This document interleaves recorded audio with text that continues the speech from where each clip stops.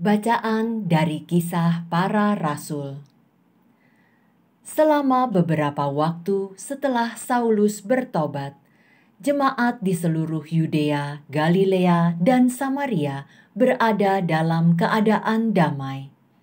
Jemaat itu dibangun dan hidup dalam takut akan Tuhan.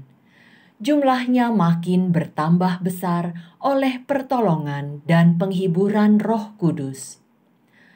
Pada waktu itu, Petrus berjalan keliling mengadakan kunjungan kemana-mana. Dalam perjalanan itu, ia singgah juga kepada orang-orang kudus di Lida. Di situ didapatinya seorang bernama Eneas yang telah 8 tahun terbaring di tempat tidur karena lumpuh.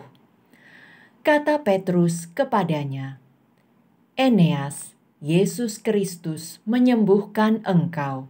Bangunlah dan bereskanlah tempat tidurmu." Seketika itu juga bangunlah orang itu.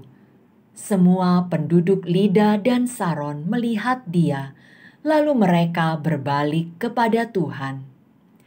Di Yope ada seorang murid perempuan bernama Tabita, dalam bahasa Yunani Dorkas. Perempuan itu banyak sekali berbuat baik dan memberi sedekah. Tetapi pada waktu itu ia sakit lalu meninggal. Dan setelah dimandikan, mayatnya dibaringkan di ruang atas.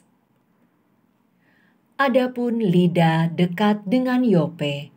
Maka ketika murid-murid mendengar bahwa Petrus ada di Lida, mereka menyuruh 2 orang kepadanya dengan permintaan, "Segeralah datang ke tempat kami."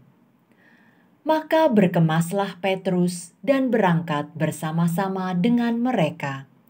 Setelah sampai di sana, ia dibawa ke ruang atas, dan semua janda datang berdiri di dekatnya. Sambil menangis, mereka menunjukkan kepada Petrus semua baju dan pakaian yang dibuat Dorkas waktu ia masih hidup. Tetapi Petrus menyuruh mereka keluar, lalu ia berlutut dan berdoa. Kemudian ia berpaling ke mayat itu dan berkata, "Tabita, bangkitlah." Lalu Tabita membuka matanya, dan ketika melihat Petrus, ia bangun lalu duduk. Petrus memegang tangannya dan membantu ia berdiri. Kemudian ia memanggil orang-orang kudus beserta janda-janda, lalu menunjukkan kepada mereka bahwa perempuan itu hidup. Peristiwa itu tersiar di seluruh Yope, dan banyak orang menjadi percaya kepada Tuhan. Sesudah peristiwa itu, Petrus tinggal beberapa hari di Yope, di rumah seorang yang bernama Simon, seorang penyamak kulit. Demikianlah sabda Tuhan. Syukur kepada Allah. Bagaimana akan kubalas kepada Tuhan segala kebaikannya kepadaku? Bagaimana akan kubalas kepada Tuhan segala kebaikannya kepadaku? Aku akan mengangkat piala keselamatan dan akan menyerukan nama Tuhan. Bagaimana akan kubalas kepada Tuhan segala kebaikannya kepadaku?